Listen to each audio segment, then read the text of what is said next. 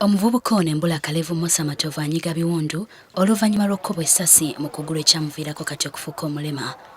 Mu mboozi yaffe ey'akafubo, Matovu w'emyaka 27 atunnyonnyodde nti talyerabira mwezi gwa 10 anti muno essanyu lye lwe lyakoma omusirikale amanyiddwa nga Afande Kalikwanzi oluvannyuma gwe twazudde nti ye Francis Natwela okumukuba essasi mu kanyoolagano akaaliwo ku kabaga ke baaliko. Bino byali mu zooni y'e Nabisaalu mu ggombolola y'e Makindye ewateeberezebwa okusibuka ekibinja ky'abakifeesi. Nina omukyala n'abaana ate nga nali nkola. Matovu eyali omuvuzi wa mmotoka za safaari ezigenderera Gulu Nakasongola ne bwe yali atugambye ekiro ekyo ekyakabaga waaliwo okulwanagana kyokka bwe yajja okutaasa yawulira kimuyitamu n'agwa eri. Kati wali omukwano gwange amuyita Akilamu, omusirikale Afande Kalikwanzi. Twali nga tuzina nagenda olanga amukola ki nga atandika omukuba. Kati mu kujja omutaasa we nti omuga Afande Kalikwanzi muleke tokola ki tomukuba. Nawulira essasi ngana abaana nga badduka. Kana nkwagala okudduka nengwa wansi. Ngwa wansi ngenda okudda engulu nga ndi nsambya ku kitanda. Ng'amaze okutuusibwa emulago embeera yeeyongera okwonooneka anti yali ku mpingu zino ne zimuyingira ne mu nnyama. Nembeera emulago ekisiizo za 3 nga bantaddeko empingu neeremera ku mukono ne kutandika okunzimba paka mama wange n'emikwano gye baasonda ssente ne basindika ne bateeka omusirikale osaawe yajja ne bapangisa wa wolodingi najja nansalako empingu emulago ku mukono. Nenga nasooka nalwa okufuna obujjanjabi emulago kuba abasawo bandabanga n'empingu. Baali tebaagala kunkolako ate nga nina mugundi naye ntandise okuvunda mulimu bisambi.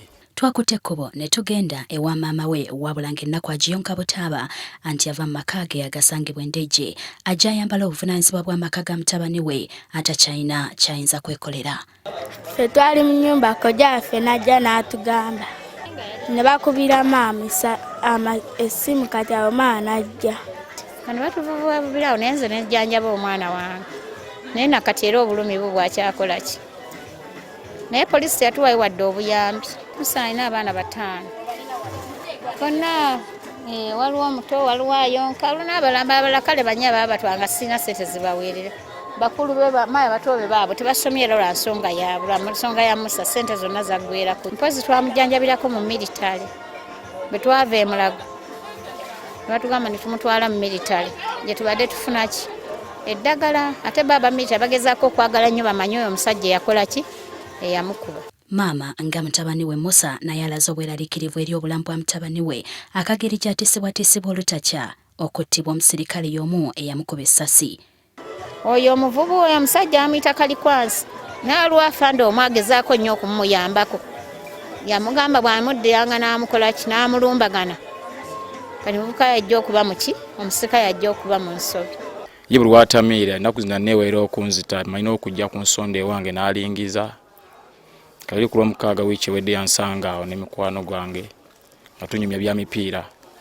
Anjjako omuggo gw'entambuza guno n'akola n'agunkubisa muno mu bisambi nga wembalaze wayita essasi.